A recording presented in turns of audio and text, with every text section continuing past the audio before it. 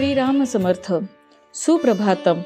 हिंदू जागृती न्यास आणि श्री घंटाळी मंदिर संस्थांच्या प्रभातेमनी या कार्यक्रमात अमृतापाध्येचा सस्नेह नमस्कार.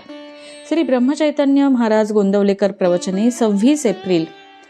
संतांनीच भगवंताला सगुणात आणले. सर्वात अर्पण भक्ती श्रेष्ठ. पूजा करताना मी तुझा दास आहे असे म्हणावे, म्हणजे प्रेम येते. यात लाज वाटायचे काहीच कारण नाही. आधी भगवंताचे दास व्हावे आणि मग पूजा करावी. आम्ही इतर कित्येकांचे दास होतो आणि इतक्यातून उरेल तेव्हा भगवंताचे दास होणार. मग पूजेत अर्पण भक्ती कशी येणार? आपल्याला जे जे आवडते ते ते मनाने भगवंताला अर्पण करावे. इथे सर्व काही मनानेच करायचे असते. नुसते शरीराने काबाड कष्ट केले म्हणजे प्रेम येतेच असे नाही. चित्त विषयाकडे ठेवून भगवंताची सेवा करणे म्हणजे अंगचोरपणा आला. असा अंगचोरपणा करू नये. भगवंताकडे मन लागायला सगुणोपासनाच उत्तम. सर्व लोक यांना त्या रूपाने सगुणाचीच उपासना करणारे असतात. ठरलेली वेळ आणि ठरलेले साधन असावे, म्हणजे त्यामध्ये प्रेम येते. आपण ज्याची उपासना करतो तो तरी सगुणामध्येच असतो ना, म्हणून त्याला सुद्धा मग सवय लागते.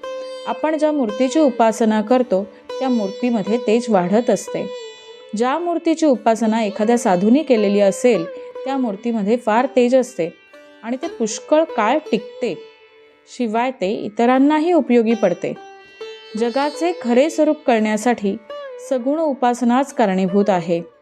सर्व भोग भोगून काळजी नसणे हे उपासनेचे खरे मर्म आहे.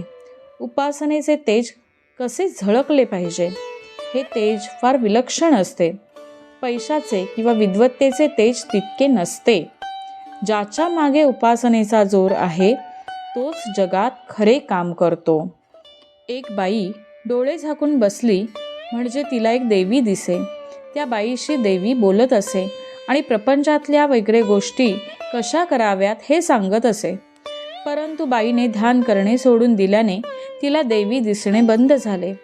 तसेच एक मुलगा डोळे झाकून बसला म्हणजे त्याला पांढरी दाढी असलेला एक साधू दिसे. कसे वागावे, काय करावे वगैरे सर्व गोष्टी तो त्या मुलाला सांगत असे.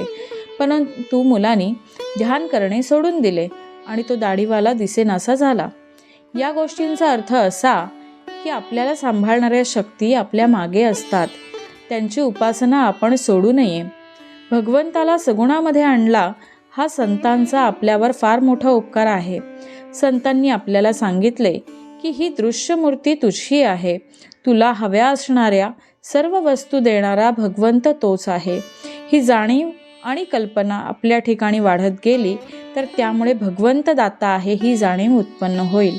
भगवंत दाता आहे, तो माझ्या मागे आहे, तो माझ्या सुखाचा आधार आहे, तो माझे कल्याण करणारा आहे ही जाणीव झाली की जे मिळाले ते भगवंताच्या इच्छेनेच मिळाले ही भावना होऊन आहे त्या परिस्थितीमध्ये समाधान टिकेल.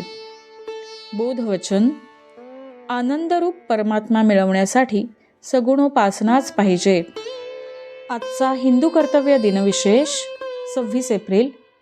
श्री श्रीधर स्वामी यांची आज पुण्यतिथी. श्रीधर स्वामींना शतशः प्रणाम. मंडळी, श्री रामरायाचे आणि श्री घंटाळी देवीचे शुभाशीर्वाद तुमच्या सर्व कुटुंबावर अक्षुण्य राहोत ही प्रार्थना. जानकी जीवन स्मरण. जय जय राम.